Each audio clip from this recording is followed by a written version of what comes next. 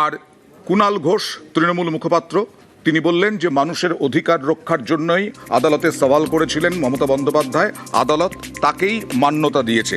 কুণাল ঘোষ কি বললেন দেখুন।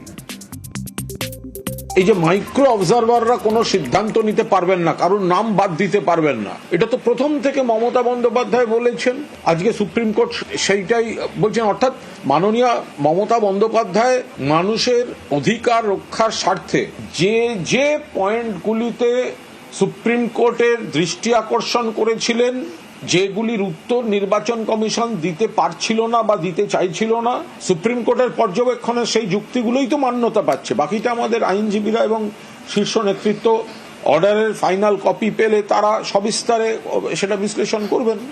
আর বিরোধী দলনেতা শুভেন্দু অধিকারী ফের আদালতে যাওয়ার হুঁশিয়ারি দিয়ে রাখলেন, কারণ ভুয়ো নাম যদি চূড়ান্ত তালিকায় থেকে থাকে তাহলে ইআরওদের বিরুদ্ধে আদালতে যাওয়ার হুঁশিয়ারি। মাইক্রো অবজারভারদের পাওয়ার এবং ফাংশন ইলেকশন কমিশন বলেছে কার্যত এরা ওয়াচারের ভূমিকা নিয়েছেন। নাম তোলা বা খারিজ করার কমপ্লিট পাওয়ার ইআরওদের হাতে। যদি ভুয়া মানে সন্দেহজনক তাকে আপনি অ্যাকসেপ্ট করেন, সেক্ষেত্রে ইআরওদের বিরুদ্ধে আমরাও ফাইনাল ভোটার লিস্ট বেরোনোর পরে কোর্টে যেতে পারি। দুটি আরও অপশান রয়েছে।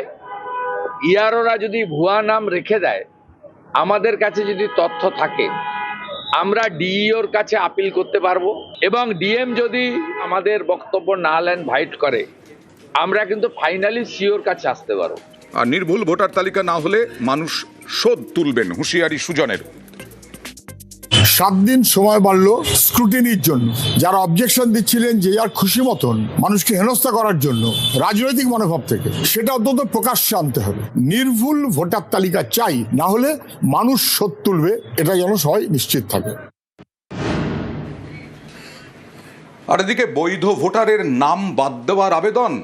ঘোলায় এক বিজেপি কর্মীর বিরুদ্ধে আবেদনের অভিযোগ, বৈধ ভোটারের নাম বাদ দেওয়ার অভিযোগ, এবং সেখানে পঞ্চায়েত সমিতির সভাপতি তার হাতে পড়ে গেলেন ওই বিজেপি কর্মী। মিথ্যে আবেদনকারীকে ডেকে জিজ্ঞাসাবাদ। ঘোলায় ফর্ম 7 জমা নিয়ে নাম বাদের আবেদন, বিজেপি কর্মীকে জিজ্ঞাসাবাদ পঞ্চায়েত সমিতির সভাপতির। তুমি দলের সাথে কথা বলেন? যেদিন থেকে এসআইআর চালু হয়েছে সেদিন থেকেই এই চক্রান্ত চলছে। এবার যত নির্বাচন এগিয়ে আসছে, বিজেপি বুঝতে পারছে নিজেদের পায়ের তলা থেকে মাটি সরে যাচ্ছে। মুখ্যমন্ত্রী মমতা বন্দ্যোপাধ্যায় বাজেট পেশ করবার পরে এদের গতি আরও বেড়েছে। যেন তেন প্রকারে জৈন ভোটারগুলোকে বাদ দেওয়া এদের হচ্ছে কাজ। এবার হচ্ছে বেছে বেছে এতদিন যেটা ওরা চেষ্টা করছিল, বেছে বেছে তৃণমূল কংগ্রেসের ভোটারগুলোকে কেটে দেওয়া। আমরা প্রশাসনিকভাবে এবং দলীয় স্তরে সাংগঠনিকভাবে আমরা এর মোকাবিলা করব। ব্যাপারে প্রথমত আমি কিছুই জানি না, কিভাবে কোথার থেকে কি হয়েছে। বিজেপি দল করেন। আর সুজয় ঢালি? বিজেপি।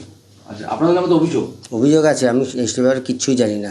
কি অভিযোগ হয়েছিল আপনাদের নামে, কি করা হয়েছিল? আমি তো কালকে ফেসবুকে তানবিন লস্কর নামে একজনের পোস্ট দেখেছি। এখন সেই তানবিন লস্কর আমার খুব পরিচিত। সেই ফোন করছে, দাদা পোস্টটা দেখছি যে হ্যাঁ এই ধরনের অভিযোগ করেছে।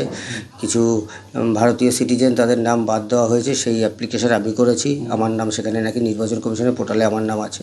আমি এর সঙ্গে কোনো কিছুতে জড়িত না।